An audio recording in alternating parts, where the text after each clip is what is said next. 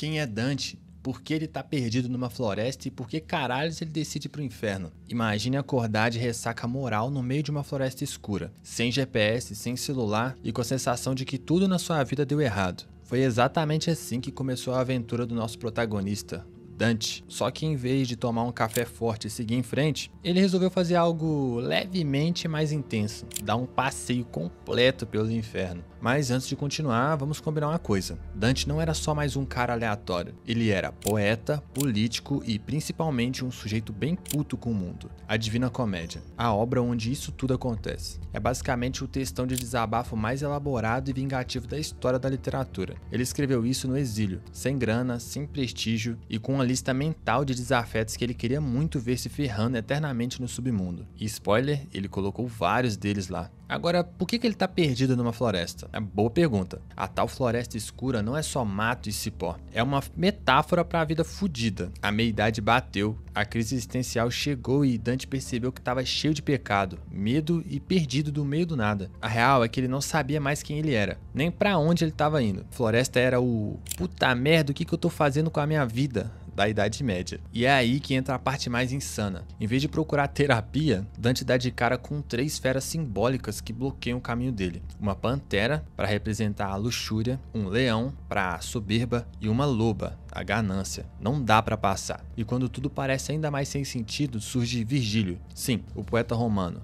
Sim, morto há séculos. Sim, de boaça, pronto para ser guia turístico no submundo. Virgílio manda o papo reto. Se você quer se encontrar, vai ter que se perder. Tipo, muito se perder. Tipo, descer os 9 círculos do inferno. Depois subir um monte do purgatório e aí talvez você entenda alguma coisa. E Dante, o cara topa, porque claro, quando a vida te ferra, por que não fazer um mochilão metafísico pelos mundos do diabo? O inferno, nesse contexto, não é só um lugar de punição, é uma espécie de espelho distorcido da humanidade, onde cada pecado tem seu cantinho especial com uma tortura personalizada. Mas calma, a gente ainda vai chegar lá. Por enquanto, o ponto é, Dante tá perdido, fudido e confuso. E essa viagem sinistra é, acima de tudo, um detox espiritual hardcore. Então segura na mão do Virgílio e vem, porque esse rolê pelo inferno não tem volta, não tem mapa e definitivamente não tem filtro. O guia turístico dos mortos, Virgílio, o poeta estoico que virou GPS no submundo. Sabe aquele amigo mais velho, meio sábio, meio ranzinza, que te salva de fazer merda, mas não tem paciência para suas lamentações? Multiplica isso aí por uns 1300 anos e você tem Virgílio, o GPS do inferno de Dante. Antes da gente tratar ele como um NPC ilustrado, vamos entender quem diabos foi esse cara. Virgílio foi um poeta romano do século I a.C., o autor da Eneida, que era tipo o blockbuster literário da Roma Antiga. Ele era o tipo de cara que escrevia sobre heróis, deuses e destinos grandiosos enquanto o império se enchia de poder. Um verdadeiro nerd estoico, com um leve toque de ninguém presta, mas vamos manter a compostura. Agora corta pra Dante, século XIV, na bad total, atolado na floresta da vida. Quando tudo parecia perdido, bum, aparece Virgílio. Tipo Obi-Wan, só que sem sabre de luz e com toga. E qual é o rolê dele? Guiar Dante por um tour VIP pelos infernos. Por quê? Porque Beatriz, a musa eterna de Dante, platônica, idealizada, um amor que ele nunca teve de verdade, pediu. Sim, do céu. A mina morreu e ainda assim fez mais por Dante do que muita ex-viva faz por um boy hoje em dia. Virgílio aceita a missão e aparece com 0 emoções. Oi, Dante, bora lá pro inferno. Tem umas chaves. E Dante, como um adolescente que confia em qualquer adulto com voz firme, só segue. O mais irônico, Virgílio é pagão, isso mesmo. O guia da maior viagem cristã da literatura medieval é um cara que nem pisou numa missa. Ele nasceu antes de Cristo, não foi batizado e tecnicamente está no limbo, ou seja, só no cantinho neutro com outros gênios que também nasceram fora do prazo divino. Platão, Sócrates, Aristóteles, tipo uma sala VIP de condenados intelectuais. Mas Dante é fã real. Virgílio é o ídolo literário dele, então rola uma dinâmica meio esquisita entre os dois. Dante trata ele como um guru espiritual, e Virgílio age como se fosse um guia de excursão cansado de turista burro. Ele explica tudo, mostra onde cada pecador apodrece, e ainda dá uns esporros básicos tipo, para de chorar cacete, o cara ali matou uma cidade inteira e você tá com pena? Virgílio é o equilíbrio entre razão e emoção que Dante precisa. Ele não tem fé, mas tem lógica. Não tem esperança, mas tem disciplina. É o coach que não promete sucesso, só consciência. E é exatamente por isso que ele não pode ir além do inferno e purgatório, porque no final das contas, ele é o representante da razão humana. E segundo Dante, para chegar no paraíso, você precisa de algo mais: fé. amor, transcendência e spoiler. Aí entra a tal da Beatriz mais pra frente. Mas por enquanto, Virgílio é o cara, o guia, o conselheiro, o que puxa Dante pela túnica e diz: seja homem, tem pecador gritando lá embaixo e a gente tem muito chão ou lava pra cobrir. Porta do Inferno, onde até a placa manda você perder as esperanças. Você já entrou em um lugar ruim? Tipo uma reunião de condomínio, repartição pública na segunda de manhã ou uma fila de banco? Esquece tudo isso, nada se compara à vibe do lugar que Dante está prestes a atravessar. A Porta do Inferno, sim, ela existe, sim, tem uma entrada oficial e sim, tem uma placa. Uma daquelas mensagens motivacionais do inferno, literalmente. Sabe o que está escrito? Nada menos que: abandone toda a esperança, vós que entrais. Tradução: se achou que isso aqui ia melhorar, se fudeu. Essa placa é tipo o último aviso da sanidade. A partir daqui, meu amigo, não tem respiro, não tem céu azul, não tem final feliz, não tem um ar-condicionado decente, só gritos, dor e uma descida em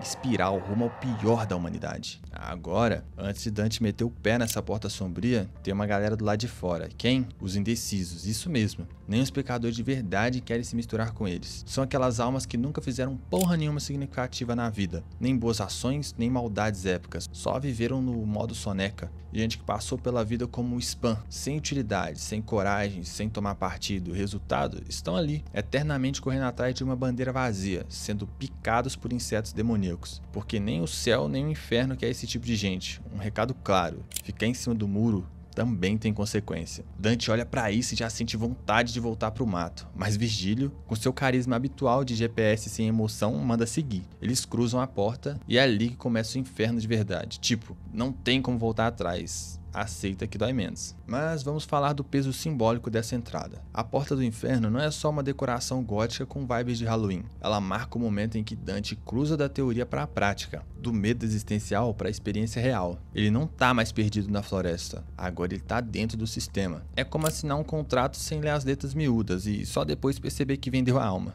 Literalmente. E olha, não é um inferno qualquer, é um lugar organizado, com setores, regras e punições sob medida. Tipo um RH macabro, onde cada pecado tem sua burocracia bem definida. Nada de caos aleatório. Aqui, até o sofrimento tem estrutura, mas calma, a gente vai destrinchar isso nos próximos ciclos, calma. Por agora, o importante é entender, a placa na porta é real, o aviso é sério, e se você entrou, bem, boa sorte. Dante entrou, você entrou, agora aguenta. O inferno como um donut satânico. Pensa num donut, agora joga esse donut no chão, derrama sangue, joga uns gritos no fundo e bota o capeta rindo no meio. Pronto, você tem um modelo do inferno de Dante. O inferno é dividido em 9 círculos, cada um destinado a um tipo específico de pecado. Não é tipo, quem pecou vai pra vala e deu. Aqui, a lógica é, quanto mais você traiu a essência humana, mais fundo você vai. Um sistema de justiça punitiva que faria inveja a muito juiz por aí. O primeiro círculo, o limbo. Aqui é onde ficam os inocentes que não tinham como seguir a cartilha cristã porque, bom, nasceram antes dela existir. Gente como Romero, Sócrates, Júlio César, basicamente o que sobrou do ensino médio. Eles não sofrem tortura, mas também nunca verão a luz divina, tipo ficar preso eternamente num domingo chuvoso sem Wi-Fi. Segundo círculo, luxúria. Agora o calor começa a subir. Aqui estão os que viveram do amor proibido, desejo carnal e aquele fogo do edredom.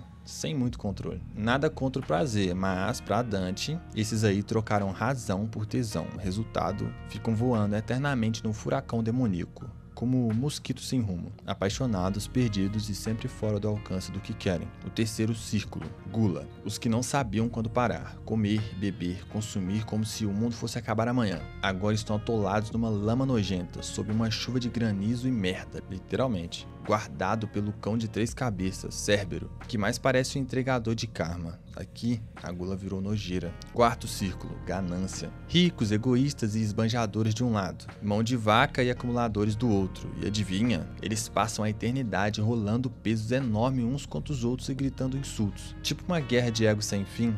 Um debate da Jovem Pan com o Alteres. Quinto círculo, ira. Os raivosos estão afundados num pântano fervente, brigando entre si como se fosse Black Friday em loja de eletrônicos. Já os rancorosos, que guardavam tudo pra si sem explodir, estão submersos no lodo, afogados no próprio ódio engarrafado. O recado aqui é claro: reprimir ou explodir, se não resolver, vai dar merda, de qualquer jeito. E isso tudo é só até a metade, os pecadinhos comuns, digamos assim. A partir do sexto círculo, o inferno vira um TED Talk sobre a escrotidão humana em níveis avançados. Mas calma, não vamos atropelar o inferno inteiro em um subtópico só. Sexto ao oitavo: heresia, violência, fraude, onde o bagulho começa a ficar realmente feio. Se os 5 primeiros ciclos eram o reino dos pecados da carne, luxúria, gula, ira e afins, o sexto em diante é o lado B do ser humano. Os pecados que nascem no intelecto deturbado. Aqui não tem, ai, eu não resisti. Aqui é, eu sabia o que estava fazendo e fiz mesmo assim. Resultado, castigos mais criativos, dor mais específica e zero empatia.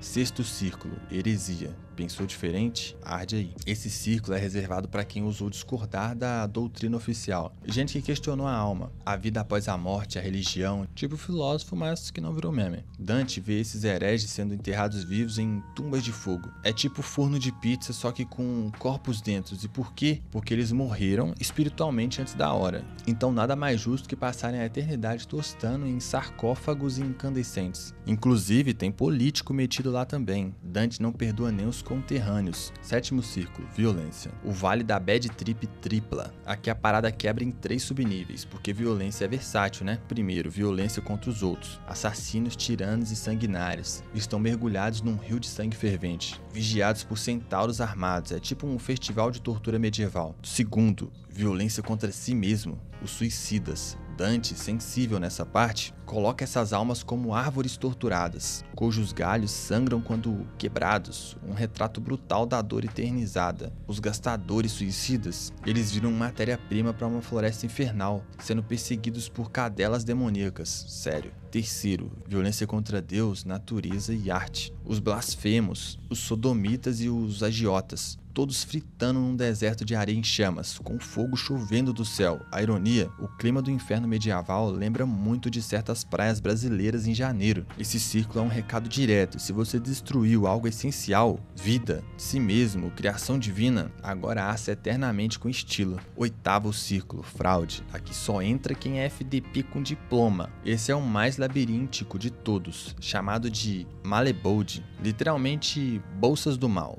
Parece um nome de marca de bolsa chique, mas é só desgraça. É dividido em 10 valas, e cada uma é uma aula prática de como o ser humano consegue ser escroto com criatividade. Alguns hits dessa seção: sedutores e cafetões, obrigados a marchar eternamente enquanto são chicoteados por demônios. É o RH do inferno em modo sádico. Ladrões. Viram um mashup bizarro de gente e cobra, fudindo, derretendo, virando bicho, tipo uma rave com DNA instável. Falsários e alquimistas, cobertos de feridas nojentas, fedendo a doença e sofrimento. É como se o inferno tivesse um surto eterno de varíola zumbi. Conselheiros fraudulentos, políticos e manipuladores, envolvidos por chamas em forma de língua. O fogo fala por eles, é literalmente ser consumido pela própria retórica mentirosa. E tem mais: hipócritas, falsificadores, mentirosos, corruptos. Todos têm um lugarzinho especial aqui. O que une essa galera? A arte de enganar de propósito, sabendo do dano que estavam causando. O inferno os recebe com castigos tão específicos que parece que Dante tinha prazer em desenhá-los. Esse círculo é quase um protesto poético, toma aqui seu castigo sob medida, seu cretino. Se isso já pareceu pesado, espera o nono círculo. O fundo do poço é congelado e guardado por um certo anjo caído, que não curte muito calor. Nono círculo, o fundo do poço congelado, e a surpresinha chamada Lúcifer. Sabe aquela imagem clássica do inferno pegando fogo? Chamas, lava e o diabo dançando lambada em cima de uma churrasqueira? Apaga tudo, porque no fim do rolê de Dante, o inferno não queima, ele congela. O último círculo é um lago de gelo chamado Cocyto, onde tudo é imobilidade, silêncio e dor fria, porque, ironicamente, o pior pecado para Dante não é o quente da luxúria, é o frio da traição. Aqui nada de fogo purificador, o castigo é ser congelado até o pescoço ou completamente, dependendo do quão traíra você foi. Por quê? Porque a traição exige premeditação, exige frieza. Então, parabéns, você ganhou um cantil na geladeira do inferno, e ainda sem casaco. O nono círculo é dividido em 4 subníveis, cada um dedicado a um tipo de Judas diferente. 1. Caína, em homenagem ao irmão que matou o irmão, onde estão os que traíram a própria família, pai, mãe, irmão, tanto faz. Se você meteu a faca, literalmente ou metaforicamente, tu tá aqui. 2. Antenora, reservado para quem traiu a pátria ou aliados. Gente tipo espião de novela das 9, só que com consequências eternas. 3. Ptolemy, para traidores de hóspedes ou amigos. Tipo aquele parça que rouba teu crush enquanto te abraça. Aqui o castigo é tão punk que dizem que a alma vai pro inferno antes do corpo morrer. Ou seja, você ainda tá andando na terra, mas sua essência já tá congelada no rolê com o demônio, tá ligado? E 4. A cereja congelada do bolo. Aqui estão os que traíram seus benfeitores, mestres, deuses, tipo Judas Iscariotes, o MVP da traição. E é aqui, meu amigo, que encontramos o chefão final, Lúcifer. E não, ele não tá sentado num trono de fogo rindo igual um vilão de filme ruim. Ele tá preso até a cintura no centro do lago congelado, com 3 caras sendo mastigados eternamente em suas 3 bocas. Isso mesmo, o bicho tem 3 caras e nenhuma delas sorri. São eles, Judas, o traidor de Jesus, Brutus e Cássius, os traidores de Júlio César, um símbolo de que trair o divino e o humano é a treta suprema. Lúcifer não comanda nada, ele não reina, ele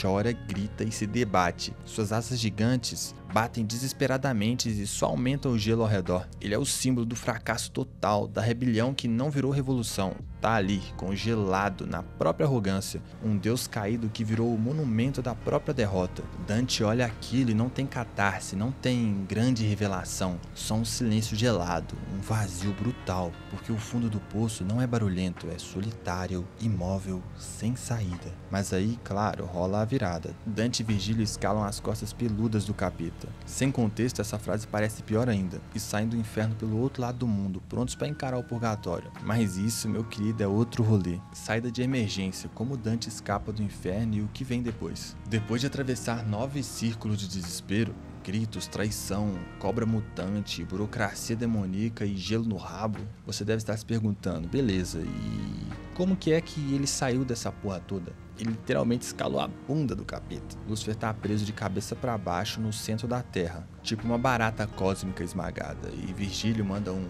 "segue-me os bons" e vai descendo pelas costas peludas do bicho. Dante, ainda digerindo o trauma de ver o traidor supremo mastigando 3 almas ao mesmo tempo, não tem muita escolha, vai atrás. Eles vão descendo, até que, de repente, a gravidade muda, tipo, o baixo vira cima porque eles passaram o centro do planeta. E aí, por algum motivo, só que a lógica mágica de 1300 aceita, o caminho começa a subir. Sim, depois de atravessar o abismo moral da humanidade, o caminho de saída é uma escalada, literalmente e simbolicamente. Eles passam por uma caverna escura, escorregadia e silenciosa, uma anti-Tinder do turismo espiritual. E depois de horas de subidas, com os joelhos fudidos e a alma esfolada, eles veem o céu, as estrelas, um sinal de que a noite acabou. Dante termina o inferno olhando pra cima, e isso é poderoso pra caralho. Não é sobre um final feliz, não tem aleluia, não tem música épica, tem só isso. A sobrevivência, a sensação de, ok, passei pelo pior, agora vamos ver o que tem depois. Ele não sai curado, ele sai mais consciente, viu o fundo do poço da humanidade, ele vomitou existencialmente em cada nível,